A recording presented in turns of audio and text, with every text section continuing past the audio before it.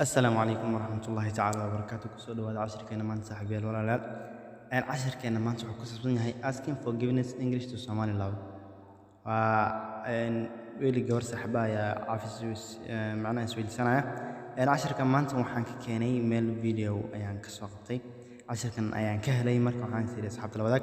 سو مركب داد أبا هنتين عشر سنة وكلا تأوي يسوع عشان قرطان. حتى فيديو نسوق فيديو هذا أدولر لكن هالكن إنك موضة. marka asxaabta war badan han buuxay tiri Soomaali aan toos u gudagano casharkeena hadda nagu cusub subscribe na saar wana share gareys saxbada si ay uga faa'iideystaan casharada soo dhigno casharku wuxuu leeyahay waxa wada hadlay wiil gabar ana iyo Dev ayaa la kala lahaa marka casharka sad jeedam waan idin calaamaday meesha maraya maantana marka idinkana iga loobina like taasna ugu dadaala waxa waaye waa wiilka Bino waa gabadha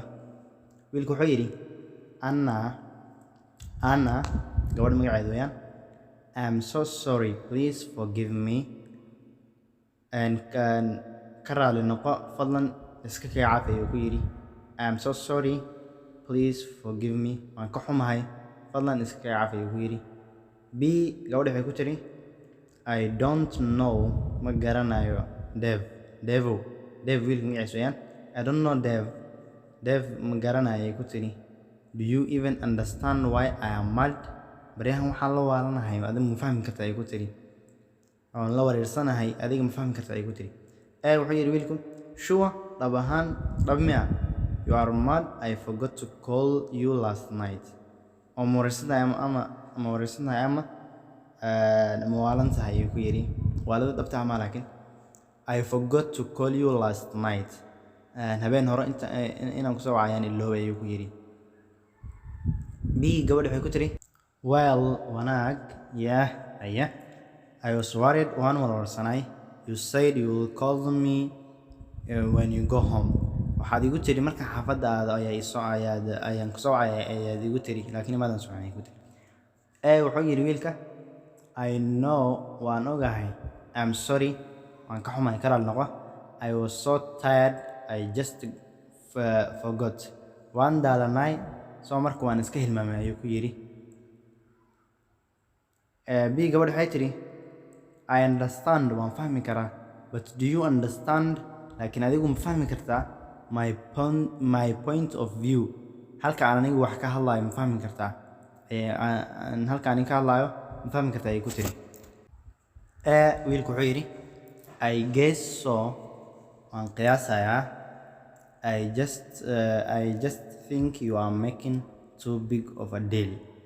waxay ilaaheed ama aan u maleynayay inaad qorsho weyn degayso ay ilaaheed ku yiri biyo gabadha waxay tiri oh really dhab ahaanba ma dhab ay tiri then I don't forgive you kuma caafinayo ku tiri markaan caafis ay codsatay laakiin taamkan markaan kuma caafinayo ku tiri wiilka wuxuu yiri come on kale ku yiri why don't we go out to dinner and I will make it up to you asha maxaan u adeynay ku yiri aniga adigu asha ayaan adeynaa soo markaa kadib aniga ayaa qancin doonay ku yiri wasoonaya gabadh waxay tiri B oo gabadha waxay tiri all right waa hagaag but I really want Mexican food ani waxaan rabaa cuntada Mexican food